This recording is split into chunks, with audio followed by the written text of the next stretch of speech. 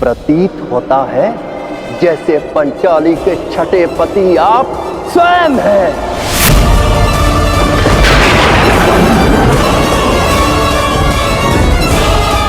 कृतवर्मा!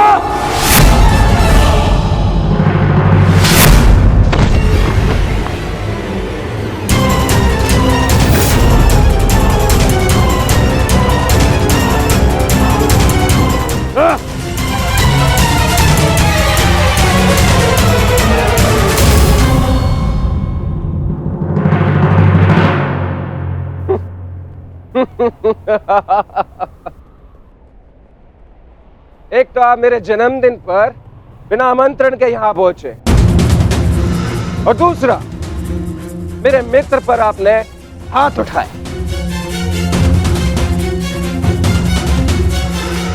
इस दुस्साहस का दंड आपको अवश्य मिलेगा। सावधान साहब!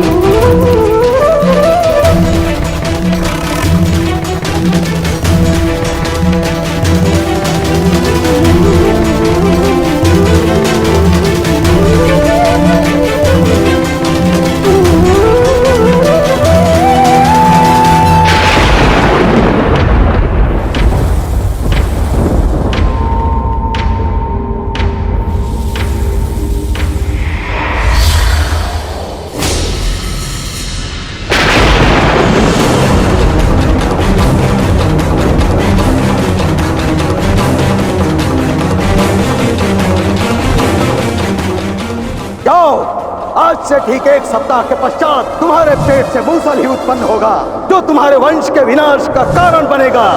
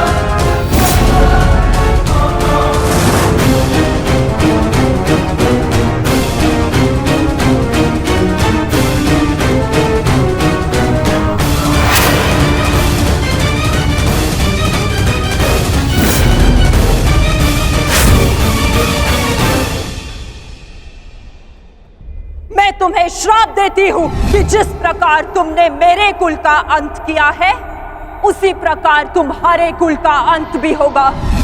तुम्हारा कुल भी ऐसे ही आपस में लड़कर नष्ट हो जाएगा।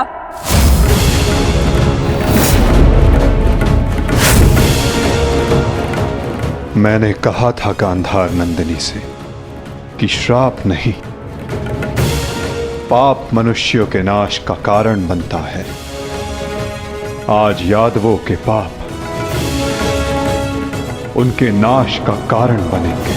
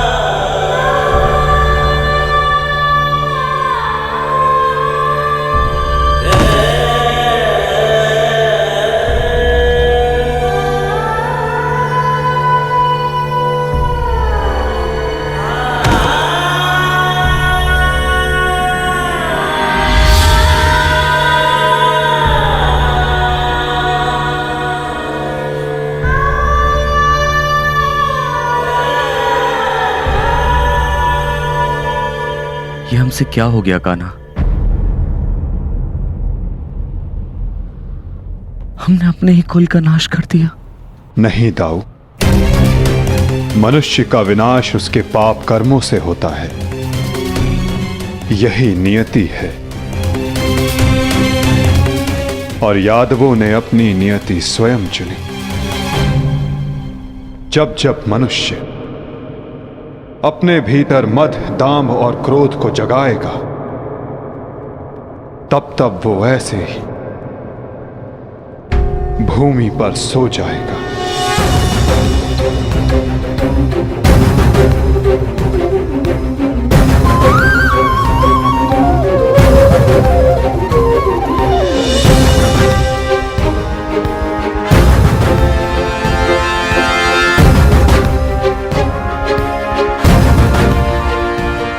ये विनाश संसार के लिए एक उदाहरण होगा कि मद से उपजित क्रोध सदैव अपना और अपनों का सर्वनाश करता है। दाऊ, माता गांधारी का श्राप और यादवों के पाप ने दोनों ने मिलकर सब समाप्त कर दिया। दाऊ, किंतु इन सब का अर्थ क्या है कान्हा?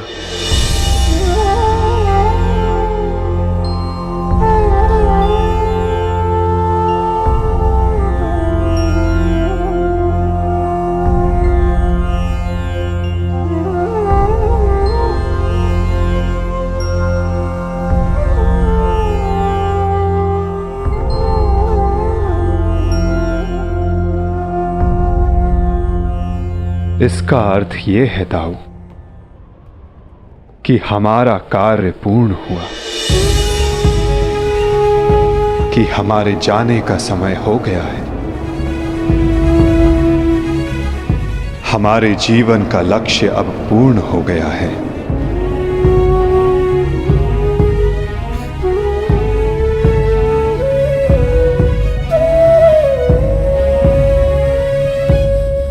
जब अंत आ रहा है तो प्रारंभ से हो। प्रारंभ से ही मैं श्री हरि का सेवक रहा हूं, तो अंत भी उनके चरणों में ही हो।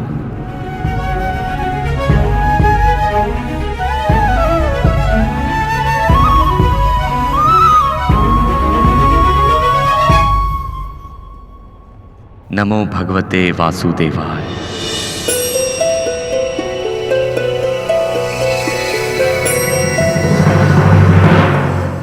जब अंत आ रहा है तो प्रारंभ से हो। प्रारंभ से ही मैं श्री हरि का सेवक रहा हूं, तो अंत भी उनके चरणों में ही हो।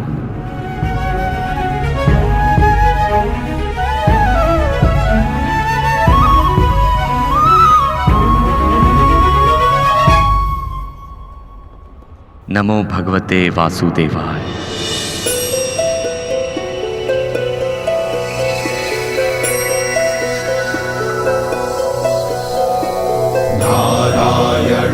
नमस्कृत्य नरं चैव नरोत्तमं देवीं सरस्वतीं व्यासं ततो जयम् उदीरयेत्। नारायणं नमस्कृत्य नरं चैव नरोत्तमं देवीं सरस्वतीं व्यासं ततो जयम् नमस्कृत्य चैव नरोत्तमं देवीं सरस्वतीं व्यासं ततो जयम् उदीरयेत्।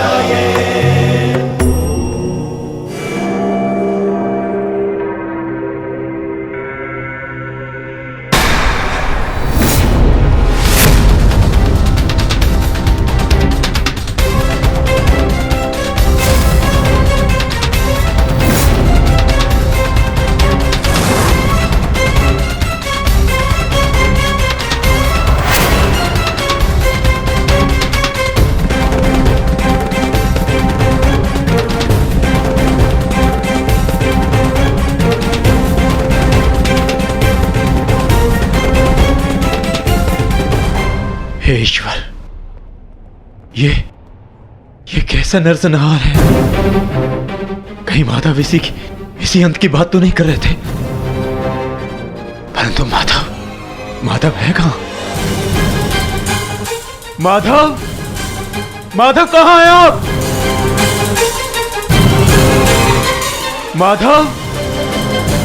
माधव कहां हैं आप?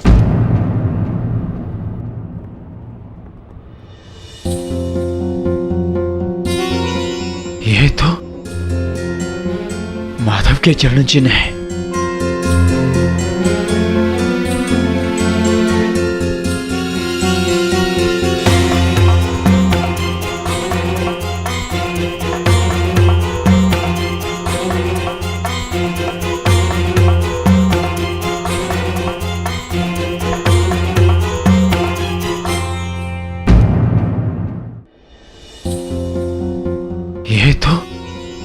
के चरण चिन्ह है।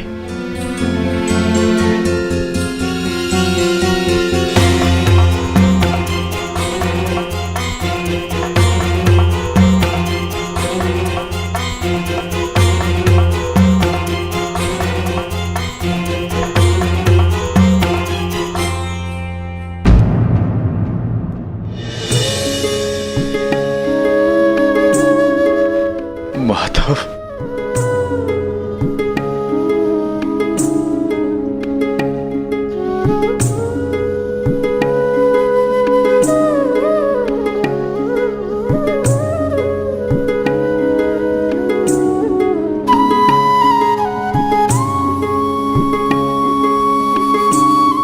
आओ पार्थ,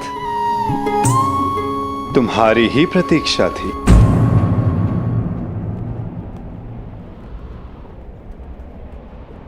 तुम्हें आना ही था, क्योंकि मेरे जाने का समय हो गया है।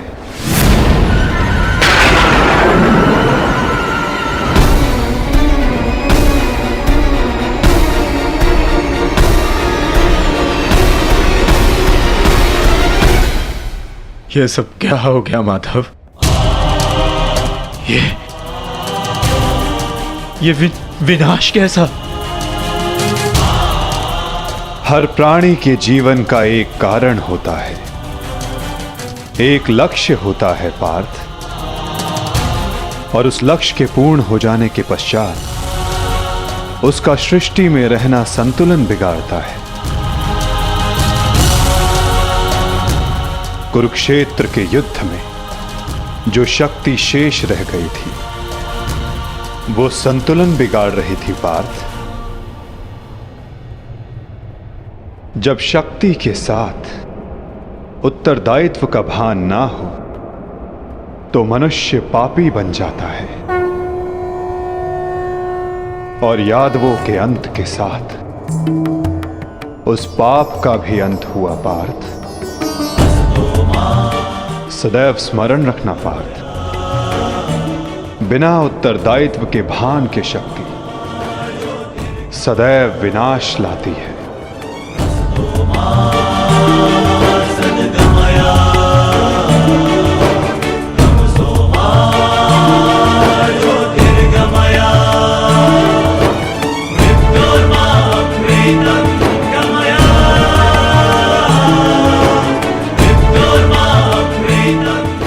मेरे लिए क्या आदेश है माधव?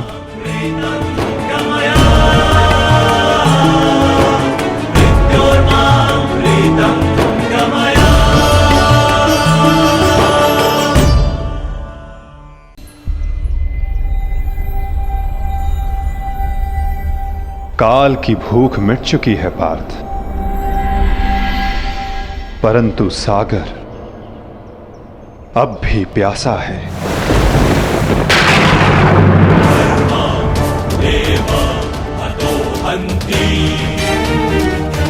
तुम शीघ्रता करो पार्थ, द्वारका की सभी स्त्रियों को और बालकों को अपने साथ हस्तिनापुर लेकर लौट जाओ।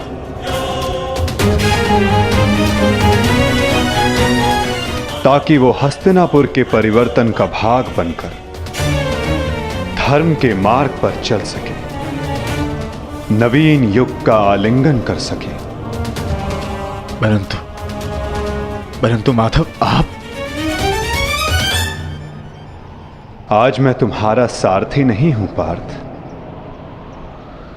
आज मैं तुम्हारे किसी भी प्रश्न का उत्तर नहीं दे सकता। आज मैं तुम्हारा सखा हूं, एक ज्येष्ठ भ्राता के समान हूं पार्थ, और जैसा मैंने कहा है वैसा करो पार्थ।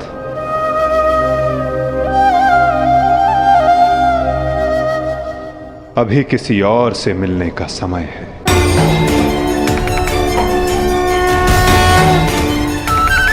जैसी आपकी आज्ञा।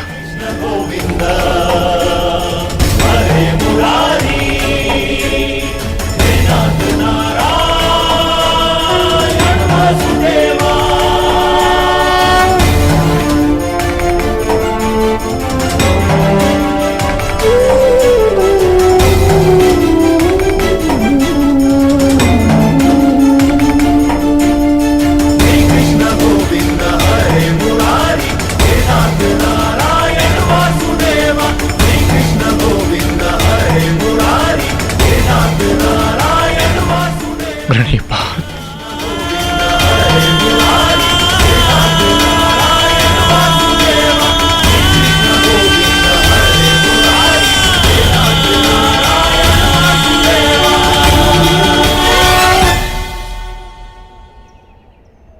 कौरव वंश के वट वृक्ष महामहिम भीष्म, जिन्हें इच्छा मृत्यु का वरदान था, क्या वासुदेव ने उन्हें अपने छल से धराशाही नहीं करवाया है? यही तुम्हारा अंतिम अवसर है पार्थ। पितामह को इस पीड़ा से मुक्त करो पार्थ।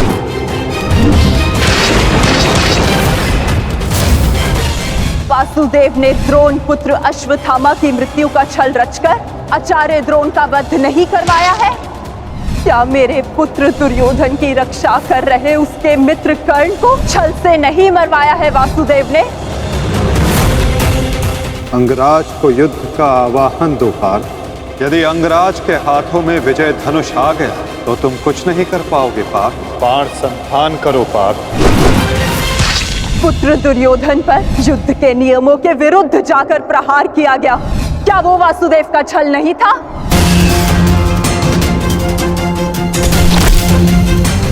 मैं तुम्हें श्राप देती हूँ कि जिस प्रकार तुमने मेरे कुल का अंत किया है, तुम्हारा कुल भी ऐसे ही आपस में लड़कर नष्ट हो जाएगा।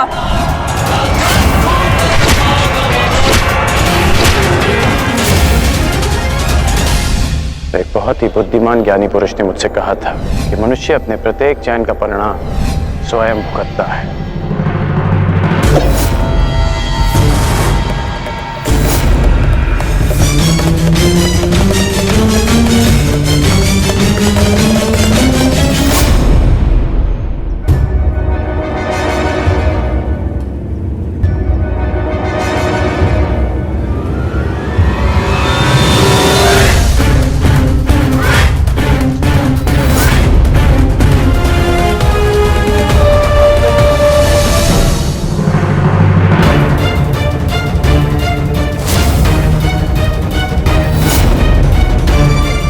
आज अच्छा आखेट मिलेगा।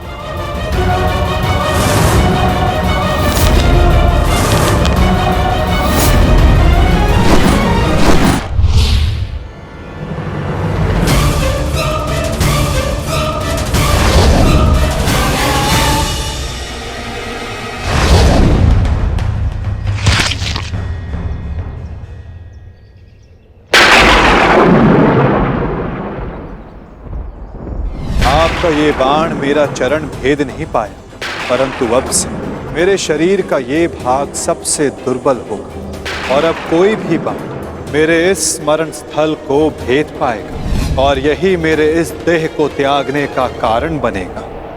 आपका स्वागत है कालदेव। माता गांधारी का श्राप अब पूर्ण हुआ।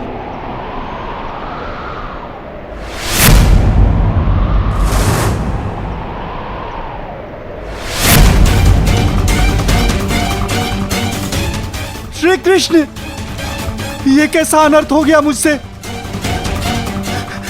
प्रभु, प्रभु मुझे माफ कर दो प्रभु, मुझसे बहुत बड़ी भूल हो गई। मुझे लगा कि यहाँ कोई हिरण है, परंतु। तुम विलाप ना करो व्याध। तुमने कुछ भी अनुचित नहीं किया। जो कुछ भी होता है सब में मैं स्वयं सम्मिलित होता हूं। कर्म के चक्र को कोई नहीं टाल सकता। त्रेता युग में मैंने जब श्री राम का अवतार लिया था, तब उस युग में तुम वीर वानर वाली के नाम से प्रसिद्ध थे और उस युग में मैंने बाण चलाकर तुम्हारा वध किया था और उस कारण हेतु आज तुम्हारा बाण मुझे आकर लगा है।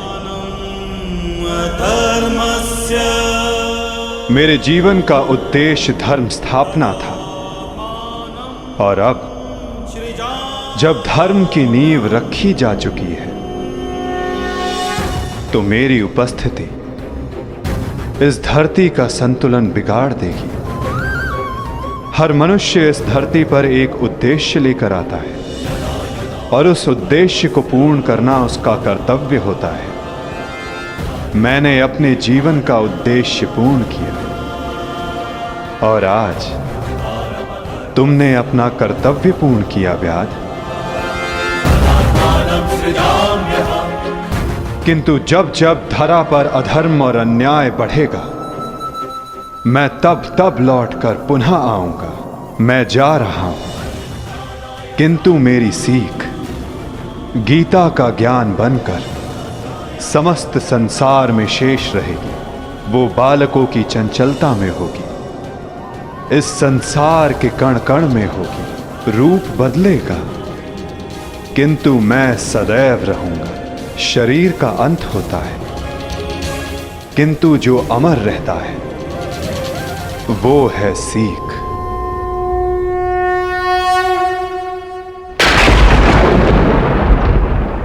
पंचभूतों की बनी ये देह केवल वस्त्र है।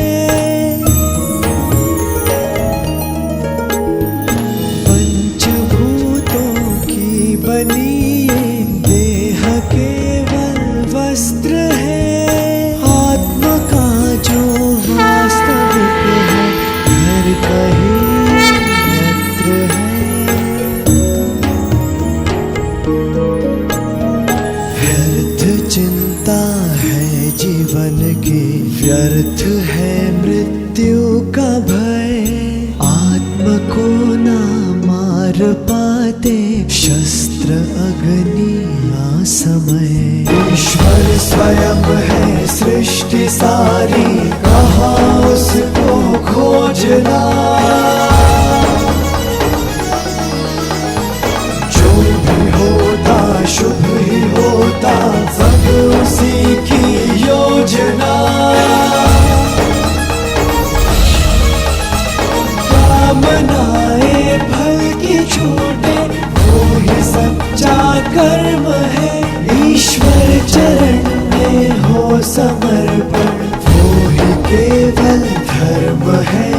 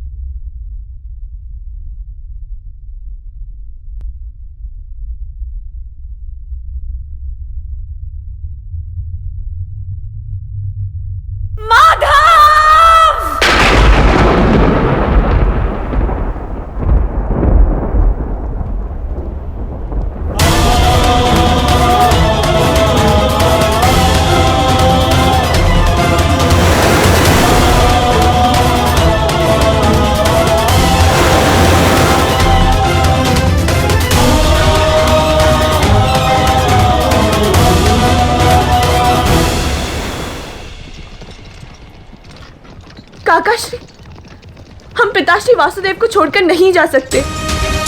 ये उनका ही आदेश है लक्ष्मण।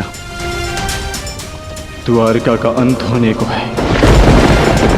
उनका आदेश था कि मैं तुम सभी को यहां से हस्तिनापुर ले जाऊं। मैं उनके आदेश का पालन कर रहा हूं और तुम्हारा भी यही कर्तव्य है।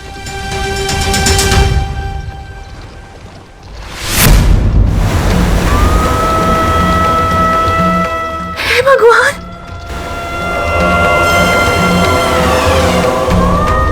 हमारा द्वारका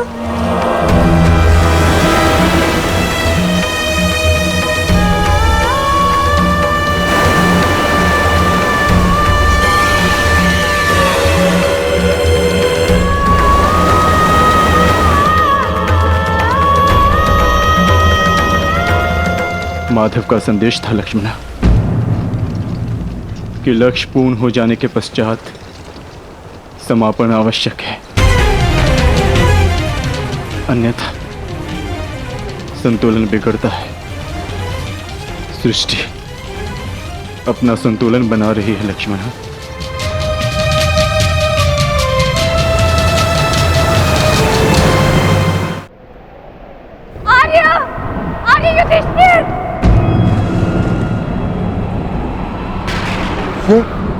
ये तो पांचाली का स्वर है।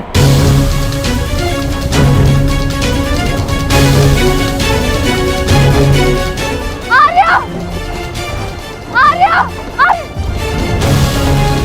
आर्य! माधव! क्या हुआ पांचाली? माधव किसी संकट में है आर्य। द्वारका पर कोई संकट आया, वो माधव किसी समस्या में। हम हाथ पर हाथ धरे नहीं बैठ सकते। शांत शांत शांत शांत पांचाली, शांत। तनिक सोचो, जो हर समस्या का हल है, जो हर संकट का मोचन है, उन माधव को कुछ नहीं होगा। और फिर अर्जुन द्वारका गया है ना। परंतु आर्य। धैर्य रखो पांचाली, माधव को कुछ नहीं होगा। मुझे उन पर पूरा विश्वास है और अपने अनुज अर्जुन पर भी।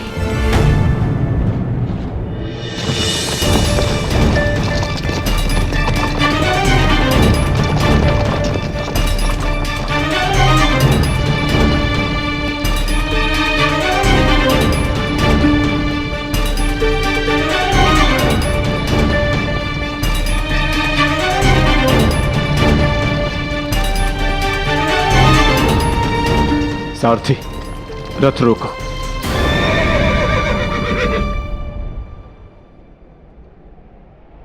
ये स्थान सुरक्षित लग रहा है। क्या हुआ काकाश्री, आपने रथ क्यों रुकवा दिया? यात्रा थकान को जन्म देती है लक्ष्मणा।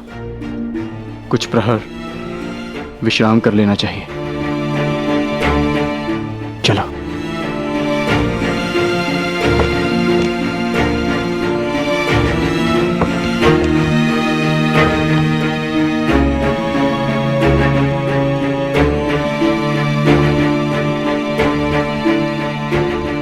आज मैं तुम्हारा सारथी नहीं हूं पार्थ, आज मैं तुम्हारा सखा हूं। एक ज्येष्ठ भ्राता के समान हूं पार्थ, और जैसा मैंने कहा है वैसा करो पार्थ।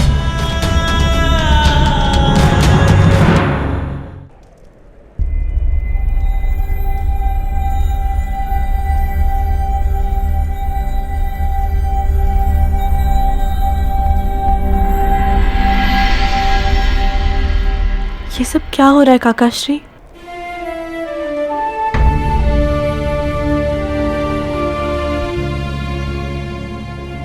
हम सभी मनुष्यों का जीवन एक यात्रा के भांति होता है लक्ष्मणा, जिसे हमें पूर्ण करना होता है। जहां से एक मनुष्य की यात्रा समाप्त होती है, वहीं से एक दूसरी यात्रा का आरंभ होता है। और यही जीवन है। परंतु हमारी यात्रा अभी शेष है लक्ष्मणा। तुम थक गई होंगी, जाओ विश्राम कर लो। जैसी आपकी आज्ञा हो।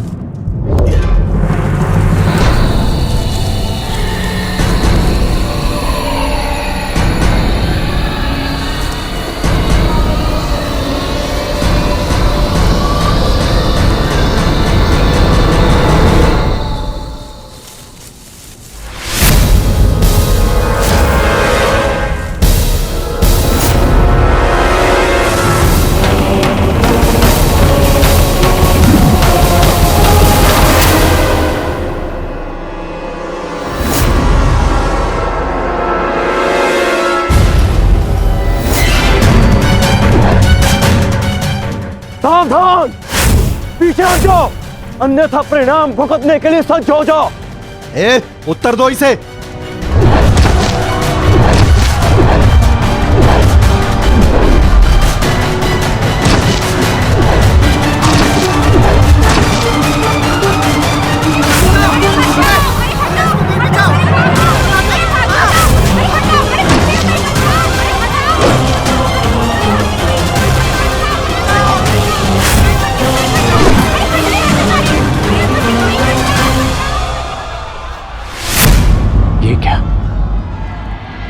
मैंने तो सहस्त्र चलाया था, मेरे बाण शस्त्र बाणों में परिवर्तित क्यों नहीं हो रहे?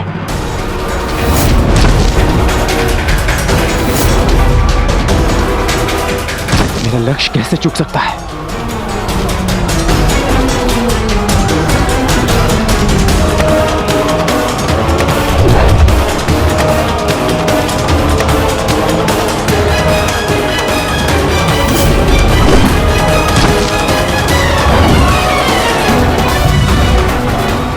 पर्वतास्त्र।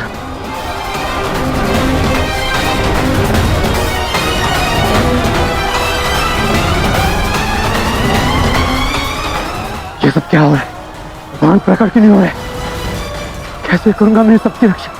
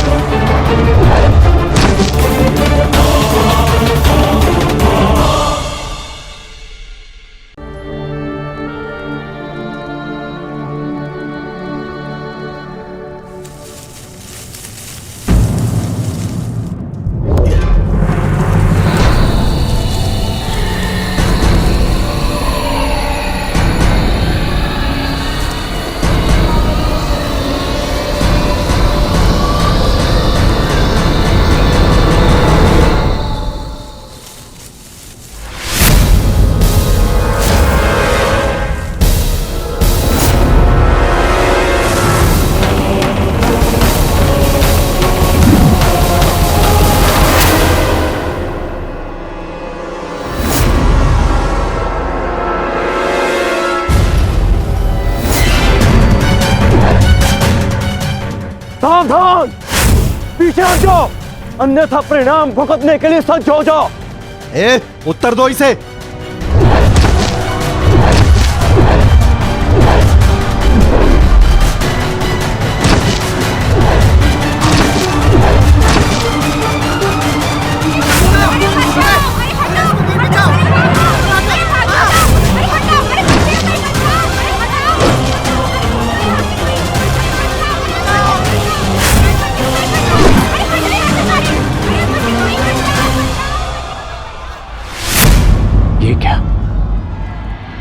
मैंने तो सहस्त्र चलाया था, मेरे बाण शस्त्र बाणों में परिवर्तित क्यों नहीं हो रहे?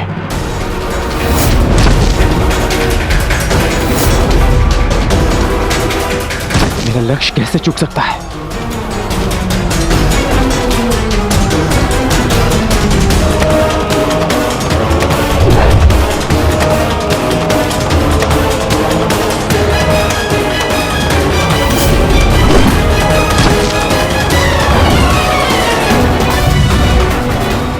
पर्वतास्त्र।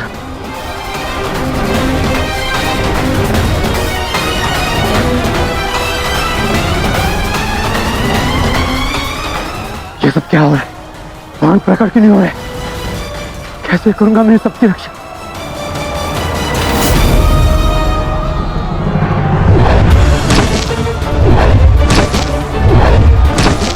तुम शीघ्रता करो पार्थ, द्वारका की सभी स्त्रियों को अपने साथ हस्तिनापुर लेकर लौट जाओ। किंतु माधव, मैं आपके आदेश का पालन कैसे करूं? कैसे करूं इन सबकी रक्षा?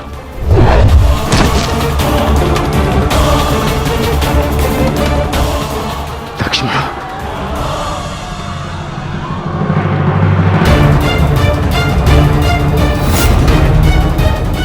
इधर छुप के बैठिए। उठ, उठ, चलो, चल, चल।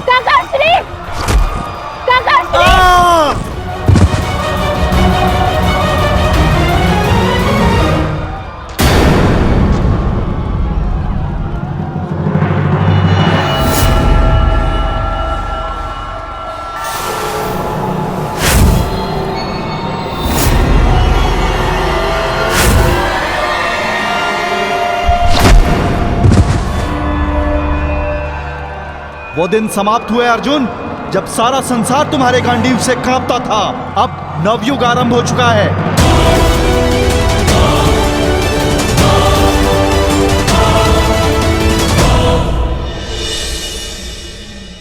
मैं समझ नहीं पा रहा हूं ज्येष्ठ, कैसे मेरे बाण अपना संधान नहीं कर पाए,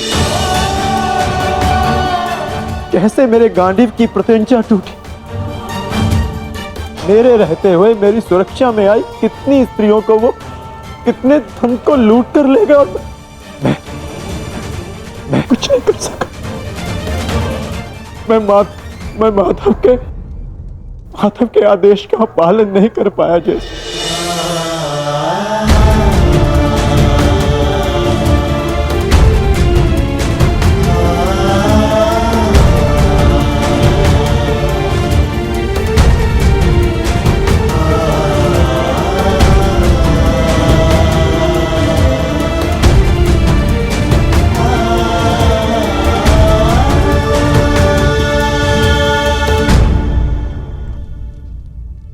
नाश हो गया,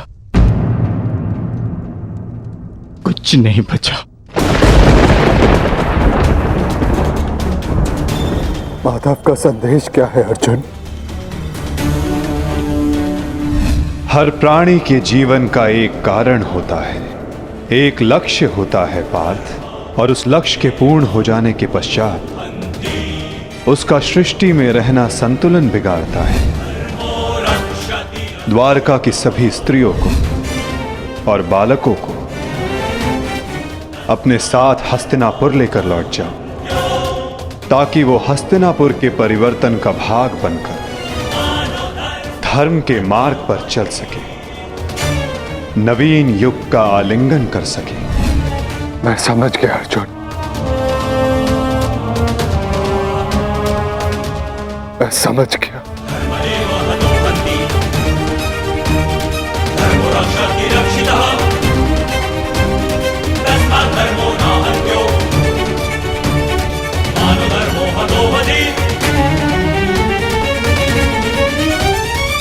परिवर्तन का समय आ गया है।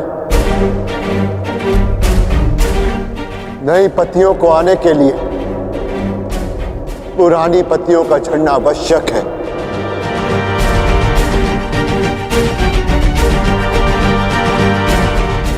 आपका मंतव्य क्या है आर्य? शीघ्र ही सबको सब कुछ समझ आ जाएगा।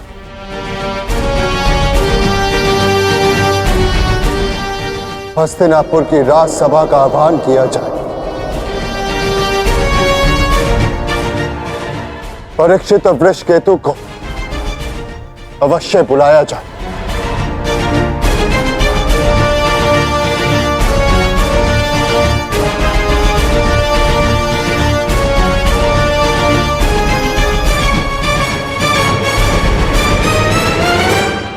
आज ये सभा यहां इसलिए बुलाई गई है, जो योग्य है उसे उसका अधिकार प्राप्त हो। हम सब यहां अपनी नई पीढ़ी का स्वागत करने के लिए एकत्रित हुए हैं। वृषकेतु,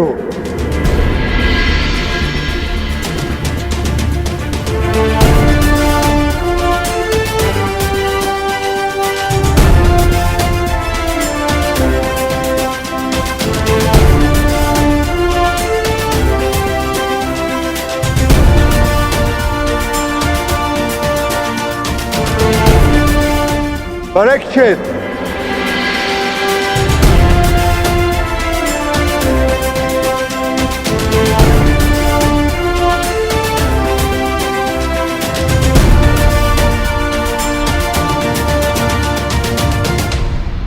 मैं सम्राट युधिष्ठिर आप सभी के समक्ष परीक्षित को हस्तिनापुर का राजा घोषित करता हूं। महाराज परीक्षित की जय! महाराज परीक्षित की जय! महाराज परीक्षित की जय!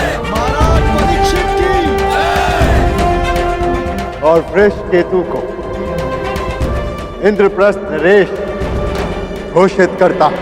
महाराज वृषकेतु की, महाराज वृषकेतु की, महाराज वृषकेतु की, महाराज वृषकेतु की।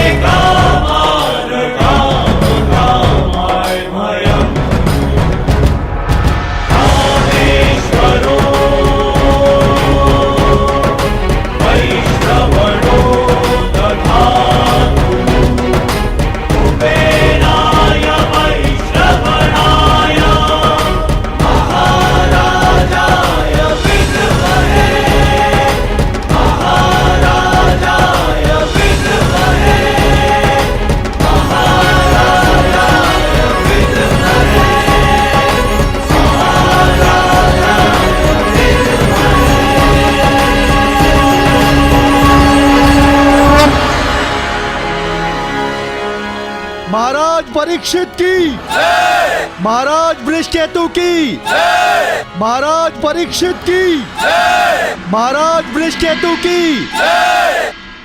सदैव एक दूसरे का साथ देते रहना और स्मरण रखना कि शक्ति बिना उत्तरदायित्व के भान के विनाश लाती है। सदैव अपना उत्तरदायित्व स्मरण रखना।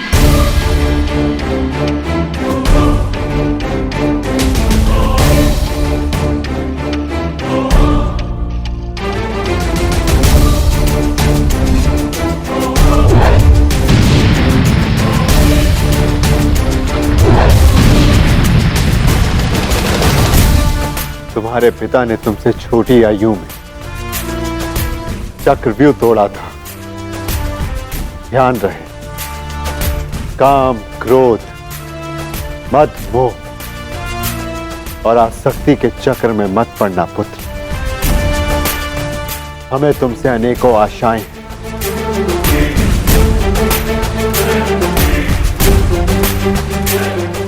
और तुम्हें उन पर खरा उतरना है। मुझे विश्वास है कि मेरे पश्चात परिवर्तन का अध्याय प्रारंभ होगा।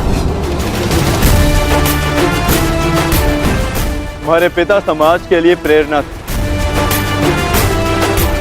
तुम भी उनके जैसे सूर्य बनकर चमकना, उनके यश को और भी अधिक उज्ज्वल करना पुत्र।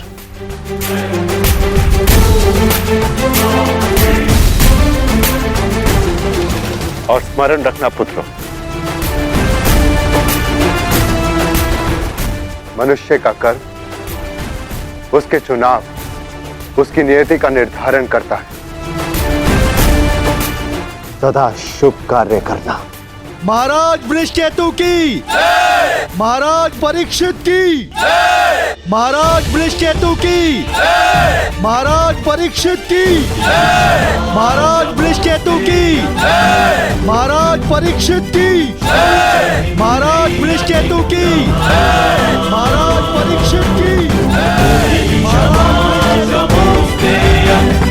शौचमिन्द्रिय निग्रह निर्विद्या सत्यं क्रोधो दशकं धर्मलक्षणम् निर्विद्या सत्यं क्रोधो दशकं धर्मलक्षणम् दशकं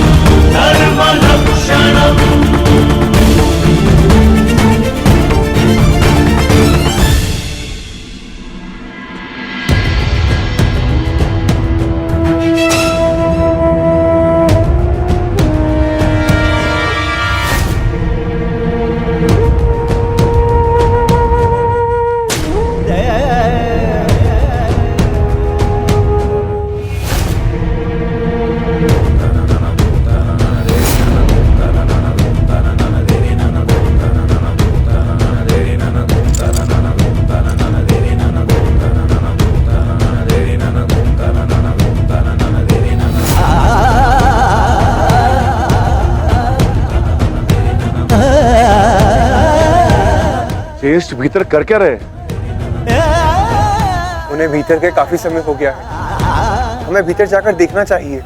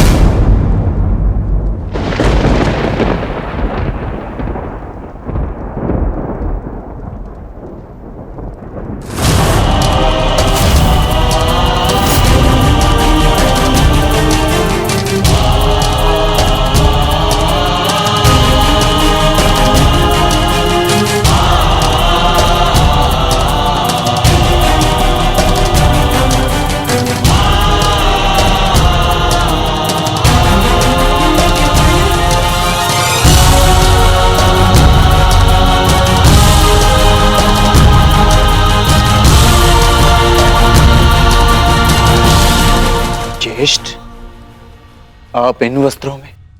माधव का संदेश सुनकर भी नहीं समझे अर्जुन। एक समय के पश्चात जब मनुष्य के जीवन का लक्ष्य पूर्ण हो जाता है तो उसकी उपस्थिति सृष्टि का संतुलन बिगाड़ देती है। इसीलिए मैंने यह निर्णय लिया है कि मैं महाप्रस्थान करूंगा।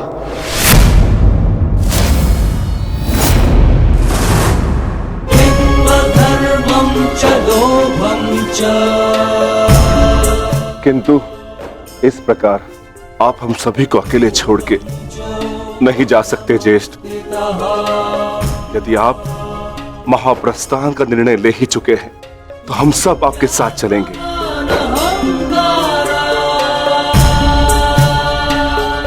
क्योंकि जहां आप है ज्येष्ठ, वही हमारा घर है।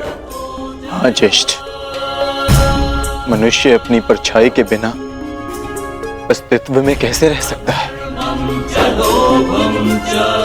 हम पांचों भाई एक दूसरे की परछाई हैं। हम ना एक दूसरे के बिना रहेंगे और ना ही जिएंगे।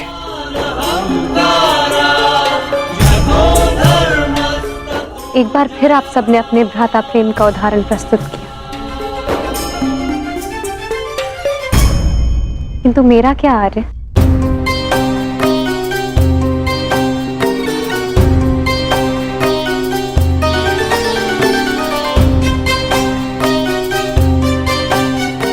पांचाली, मैं जहां जा रहा हूं वह मार्ग बहुत कठिन है और तुम सब उस मार्ग पर नहीं जा पाओगे।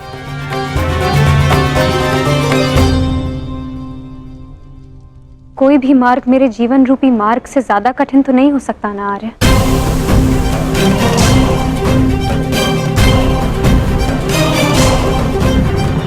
राज्यसभा में हुए वस्त्र हरण के संताप को मैं सह गई, ये सोचकर कि मेरे पांचों पति मेरे साथ हैं, मेरा प्रतिकार लेंगे।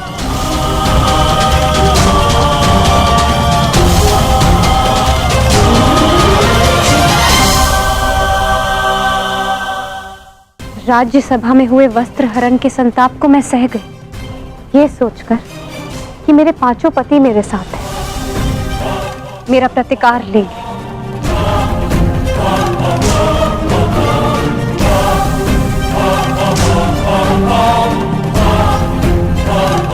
तेरह वर्षों के वनवास और अज्ञातवास को हंसते हंसते काटा, ये सोचकर कि मेरे पति मेरा त्राण करेंगे। मेरे पुत्रों की असमय मृत्यु से कठिन कोई और कंटक तो नहीं हो सकता ना आर्य, परंतु सहा मैंने, क्योंकि मेरे पुत्रों के पिता, मेरे 5 पतियों का सानिध्य मुझे प्राप्त है, और आज आप मुझे ही छोड़कर जा रहे। माता कुंती ने आदेश दिया कि 5 भाई आपस में बांट लो। मैं बटी आर्य, परंतु मैंने आप 5 को बटने नहीं दिया।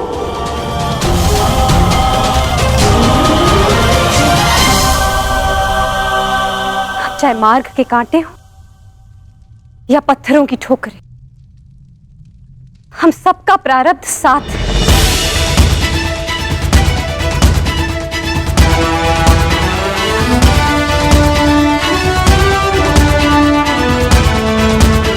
और यही मेरा निर्णय है आर्य। आप जहां भी जाएंगे मैं आपके साथ चलूंगी, और मुझसे मेरा यह अधिकार कोई नहीं छीन सकता, स्वयं आप भी नहीं।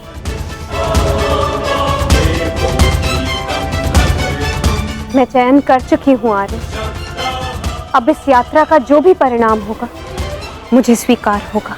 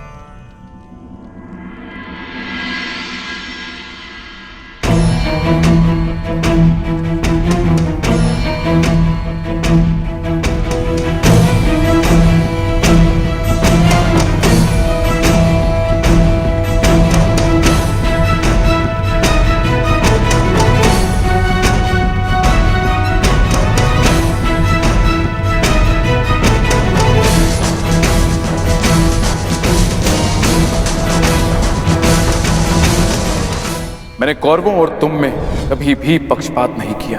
यदि प्रिय युधिष्ठिर हुए स्वीकार तो हस्तिनापुर नया राज्य बनाने में तुम्हारी सहायता करें, परंतु पुत्र इसके बदले मुझे भी तुमसे कुछ चाहिए। तुम्हारी माता कुंती यही हस्तिनापुर में रहे।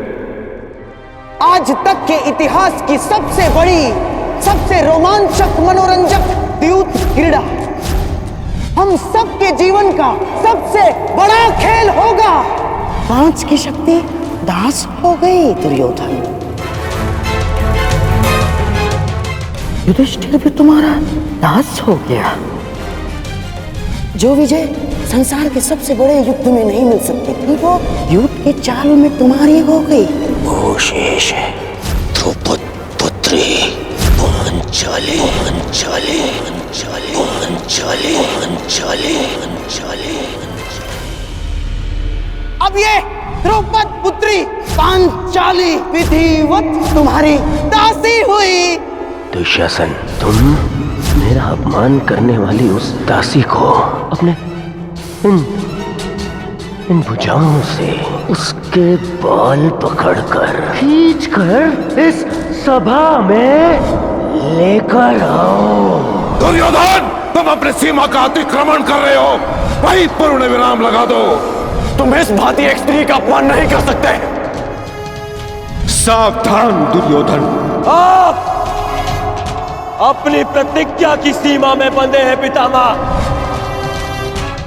आप अपने वचन से बंधे हैं आचार्य।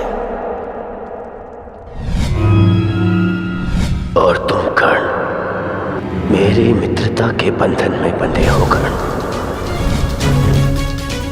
लीजिए ज्येष्ठ आपका आदेश ना मानने वाली दासी।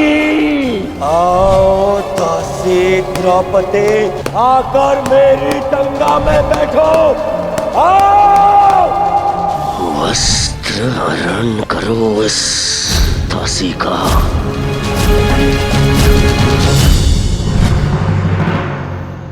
पुत्र परीक्षित, सदा द्यूत और शर्त से दूर रहना पुत्र।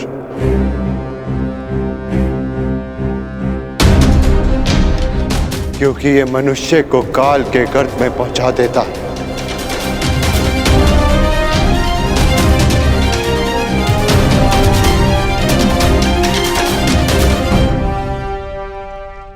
इस सभा में इतना सब कुछ हो जाने के बाद भी आप सब मौन हैं, परंतु इस अधर्मी दुर्योधन को उसके कुकर्मों का दंड अवश्य मिलेगा। और उससे पहले इस सभा में उपस्थित वो हर व्यक्ति जिसने मौन रहकर ये अधर्म होते हुए देखा, उन्हें उनके मौन रहने का दंड मिलेगा। श्राप है ये अग्निसुता द्रौपदी का।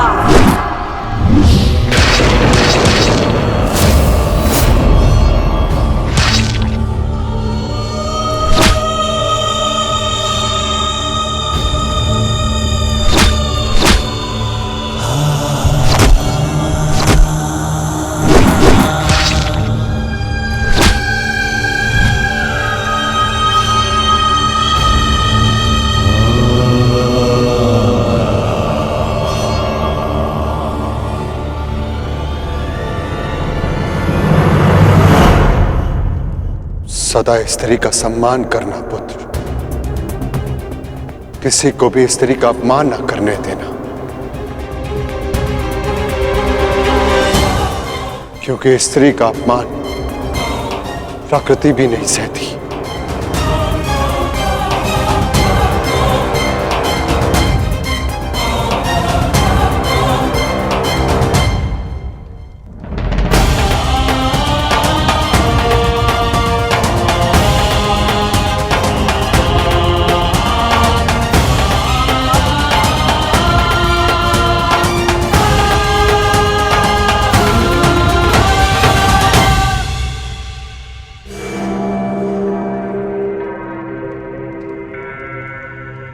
मैं दुर्योधन आज हस्तिनापुर के सिंहासन को दांव पे लगाता हूं।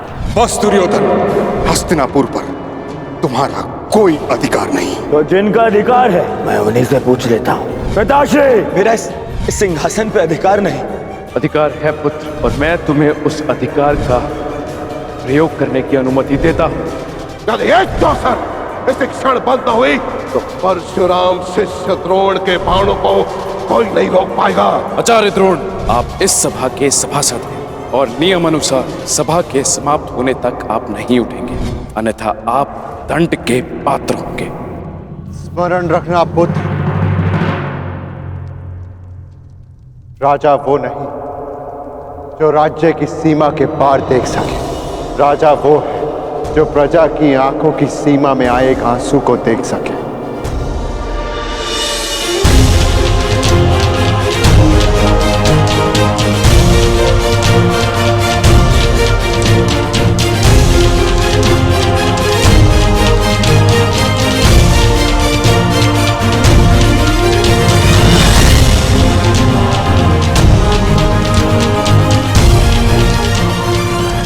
राजनीति का नहीं, सदा प्रजा नीति को ध्यान में रखकर निर्णय लेना पुत्र।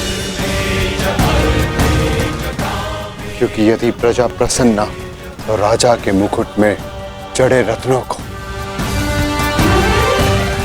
कांटे बनते समय नहीं लगता।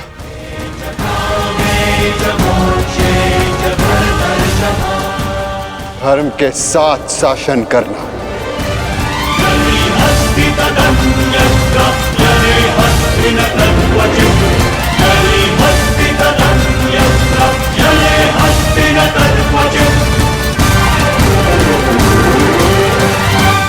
महाप्रस्थान का समय हो गया है।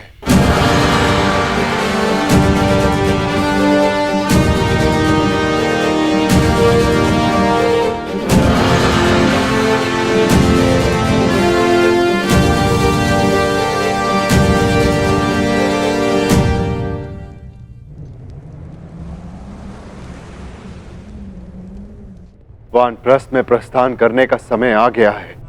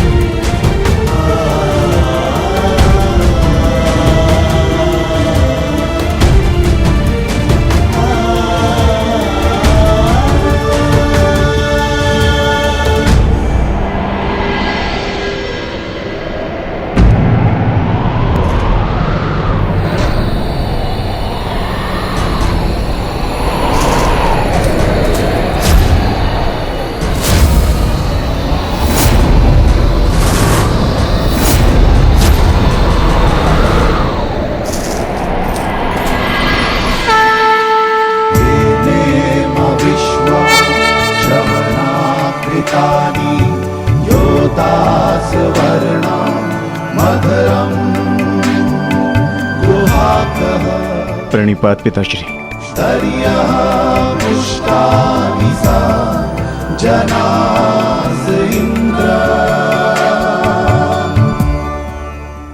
महाप्रस्थान का अर्थ समझते हो ना पुत्रों?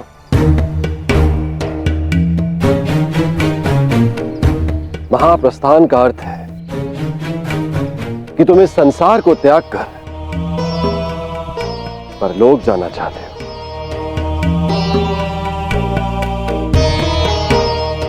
परंतु स्मरण रहे, यह मार्ग इतना सरल नहीं है पुत्रों। हमारे समक्ष अनेक विपदाएं, अनेक समस्याएं उत्पन्न होंगी।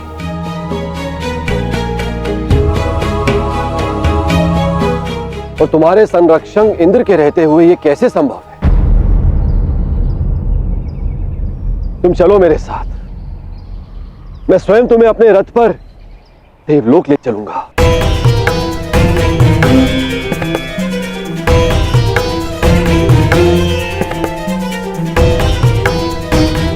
आपका हमारे प्रति ये प्रेम गदगद कर देने वाला है इंद्रदेव, परंतु हम आपके साथ जाएंगे या नहीं, इसका निर्णय स्वयं इंद्रपुत्र लेंगे।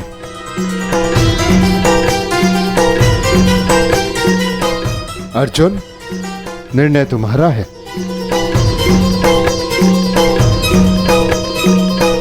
पिताश्री, हम पूर्ण रूप से देव नहीं, हमारे भीतर आधा अंश मानवों का है और मनुष्य को परलोक तक पहुंचने के लिए यात्रा करना अनिवार्य है। हम मनुष्य की पीड़ा और समस्याएं सहते हुए महाप्रस्थान करेंगे।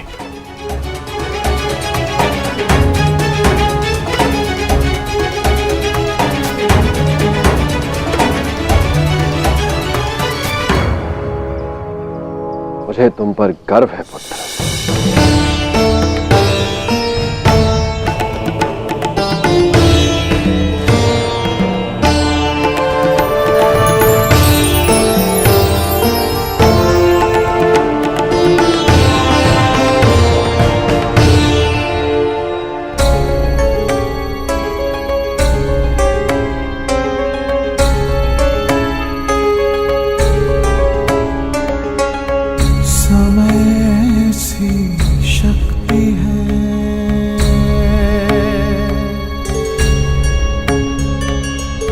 सभी समय से हारे,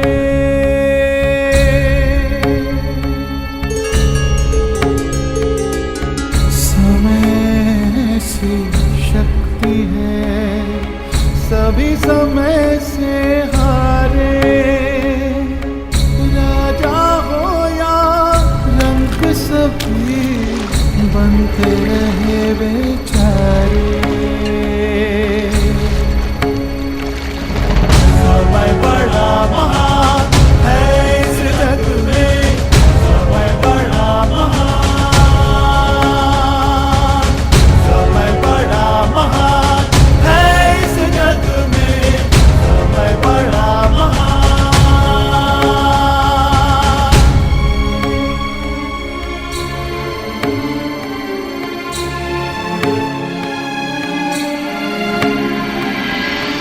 माया का धुआं फैलाए, भ्रम के जाल बिछाए, मन में घृणा द्वेष भरे, फिर अपनों को लड़वाए। सही समय पे सत्य को लाए, झूठ को करे किनारे। राजा हो या रंक सभी बनते रहे बेचारे, बनते रहे बेचारे।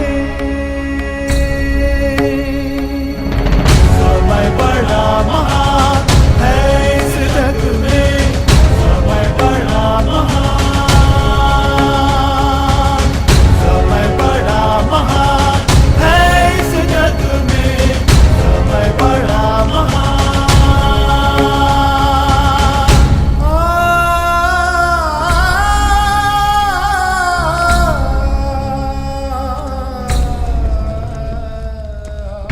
हट हट।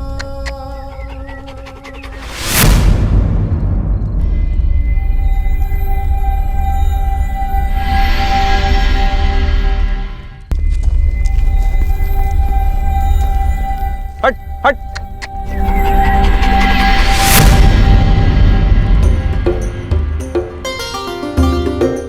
देखिए ना ज्येष्ठ, कब से ये कुकुर हमारा पीछा कर रहा है। जाओ, हमारे पास तुम्हें देने के लिए कुछ भी नहीं है। प्रतीत होता है कि आर्य नकुल के रूप पर मोहित हो गया है।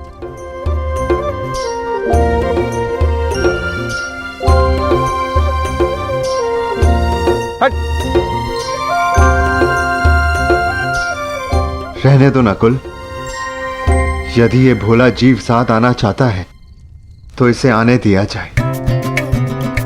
मनुष्य की अंतिम यात्रा में जो साथ दे, उससे सच्चा सह यात्री और कोई नहीं। और फिर क्या पता, इस कुकुर को भी इसका लक्ष्य प्राप्त हो जाए। आने दो।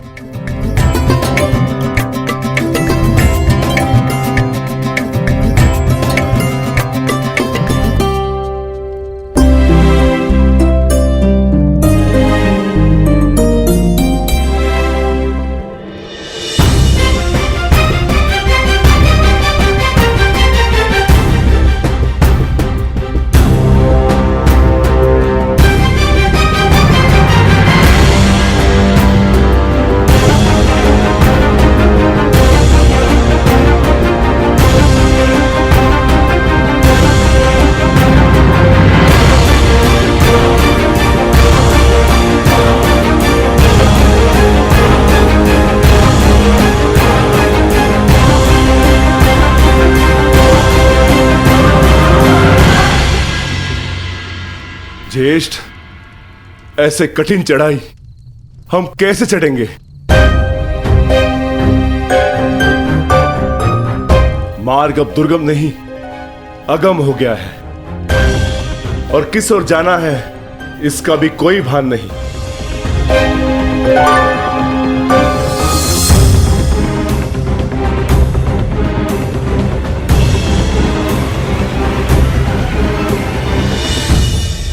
हमें कैलाश पर जाना है भीम, और अब वही मार्ग दिखाएंगे जो कैलाशपति है।